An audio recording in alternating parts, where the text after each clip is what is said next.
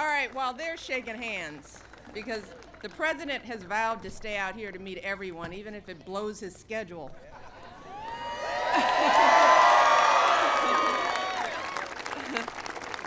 So I'm going to get things started while Joe and Barack do their thing.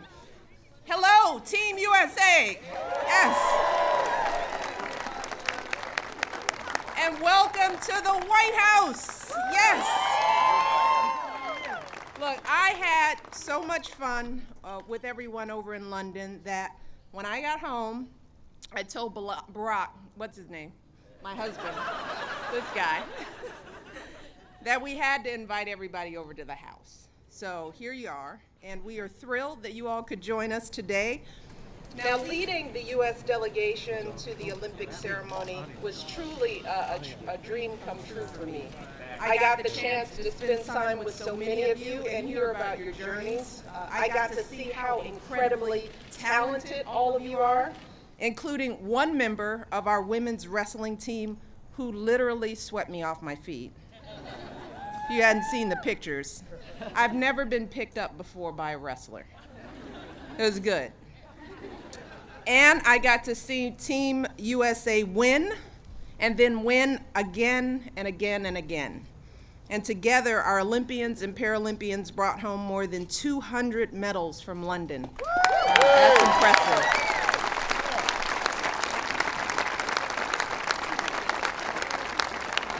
Very impressive. But even more impressive than those medals is all the hard work that led up to that Olympic and Paralympic dream. All those early mornings and long hours at the gym, many of you balancing work or classes or raising your kids at the same time. And today I want you all to know how proud we are of you, which is why this day has been so special. We've been looking forward to this for a very long time. I want you to know how inspired we are by all of you, your passion, your dedication, your courage. This summer, people across the country, including some of the young people with us today, watched you compete and thought to themselves, you know what? If they can set a goal and work hard to reach it, maybe I can too.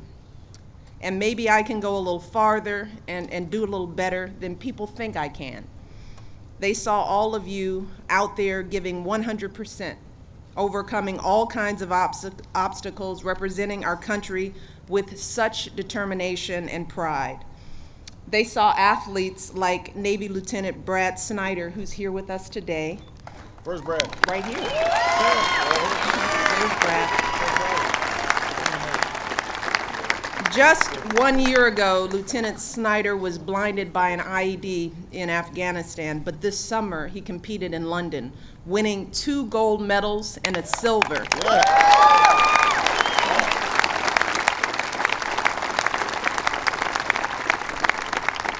And afterwards he said, this is his quote, "To be able to come out here and to keep in the fight and keep going and keep inspiring and keep perpetuating some goodwill for our country means a lot." And that means a lot to us too. It means a lot that all of you chose to stand up and represent this country, to carry our flag and remind us what an honor it is to call ourselves Americans. And today I want to once again congratulate you all on your achievements.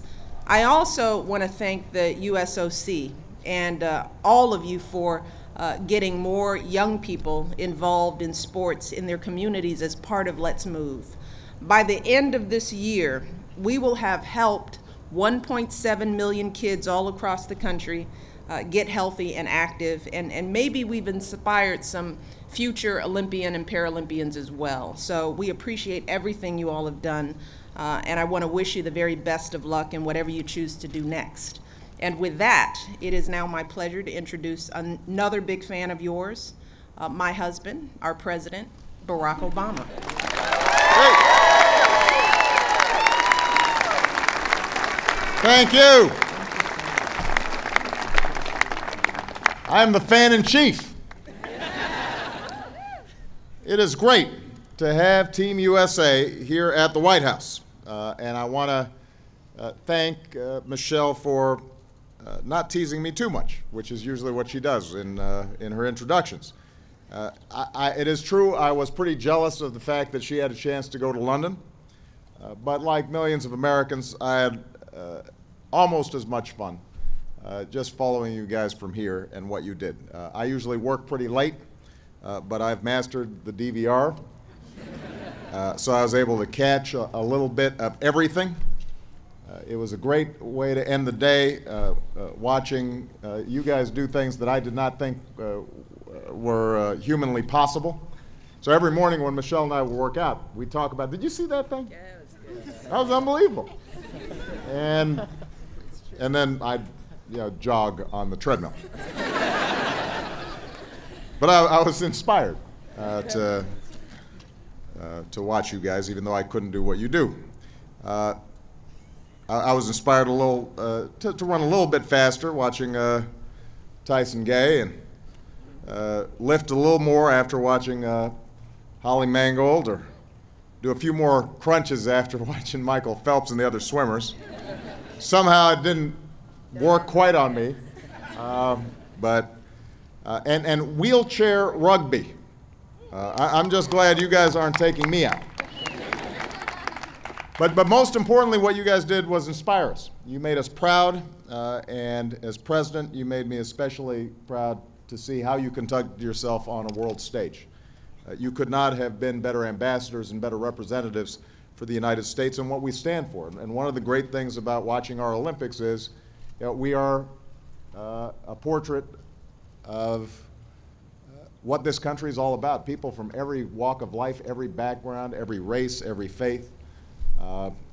It sends a message to the world about what makes America special. It speaks to the character of this group, how you guys carried yourselves. And it's even more impressive when you think about the obstacles that many of you have had to overcome, not just to succeed at the games, but to get there in the first place. 13 years ago, Carrie Miller was serving in the Army when her car was hit by a drunk driver. She lost both her legs. She went on to college, learned how to play sitting volleyball. Today, she is the proud owner of 2 silver medals.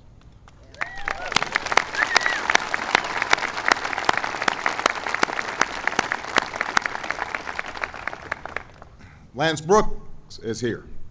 Leading up to the Olympic Games, he had a job pouring concrete for 12 hours a day and still managed to put in 2 more hours of training in the discus. Katie Ledecky may have been swimming in London, but she still had to finish the summer reading assignments for her high school English class. Where's Katie? Yeah, there she is.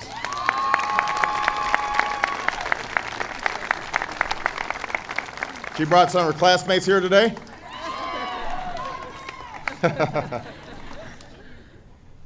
And then there's Manteo Mitchell. Where is he? Now, this has to be one of my favorite stories of the whole Olympics.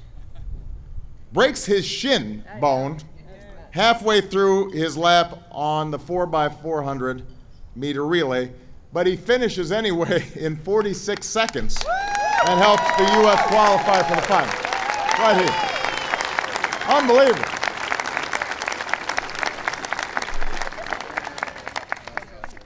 So all of you have stories of determination and perseverance. All of you made incredible sacrifices to get here. About a month ago, I was in Colorado Springs. We stopped by the Olympic Training Center, and I met a bunch of athletes, including some of the amazing Paralympians that were just about to head out. I got to meet some of the bobsledders who were working out together for the next Winter Olympics. And it was just amazing to see not only how hard people were training, but also to hear how much you guys get to eat during training, which I was very impressed with. So I hope that all of you guys get some well-deserved time off over the next few months, but I know that pretty soon many of you will be back in the gym or on the track or in the pool thinking about Rio, because the Olympics is not just about what happens on the big stage in front of the cameras when the world is watching. It's about what's happening when nobody's watching. And that's what really counts. As Olympians and Paralympians, you guys all find the strength to keep pushing on good days and bad days, because you believe that no matter where we come from or no matter what hand we've been dealt in life, with enough effort, there is no limit to how far we can go. That's what sets all of you apart. That's what sets America apart. We celebrate individual effort, but we also know that together we can do incredible things that we couldn't accomplish on our own. So thank you for being such great role models, especially for our young people. We could not be prouder of you. You gave us a summer that we will never forget. It is a great honor to welcome you home, and I've been told that because of my schedule, I'm not allowed to shake everybody's hands, but I'm going to break the rule and try to shake as many as I can before I get dragged out of here. So God bless you. Marine Band, let's hit the music. I love this.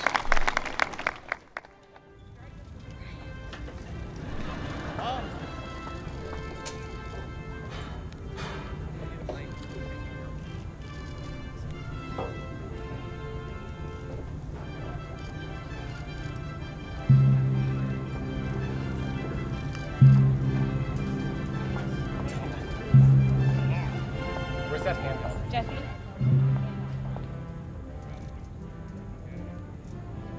Wireless? Do you have a wireless?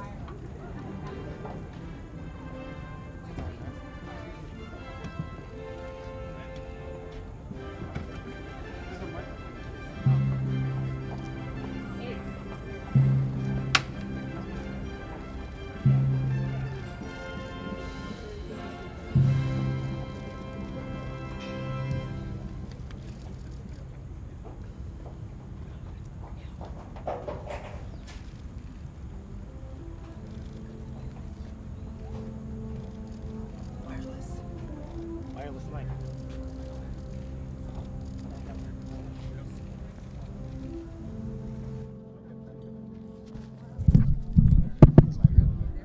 Here we go. All right. Okay, here we go. All right, I'll hold the mic and you can talk. Hello.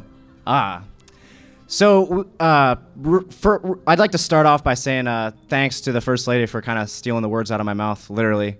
But I had the distinct honor of closing out both the Olympics and the Paralympics by bearing our flag at the closing ceremonies a few days ago. And I was thinking about it in retrospect. The toughest aspect of my recovery over the last year was the idea that my service was kind of taken away from me. And so to be able to throw on like this new uniform, represent Team USA, and get back out there and continue to serve and like she said, get back in the fight was amazing for my family. And it's really a privilege and an honor to stand in front of you today and present that flag that we carried through both the opening ceremonies, all through the games, and then again in the closing ceremonies. Really glad to be the one to represent Team USA, to bring that flag home to you, our president. It's really a privilege. Thank you so much.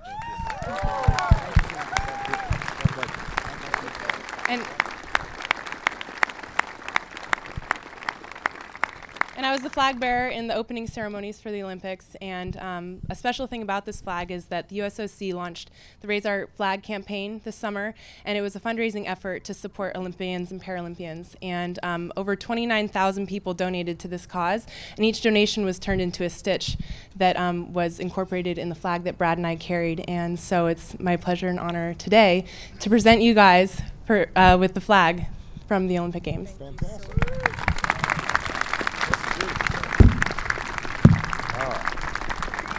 There we go. Come on. I'm right next to you. All right. Let's get a good picture of this. Hi. Congratulations.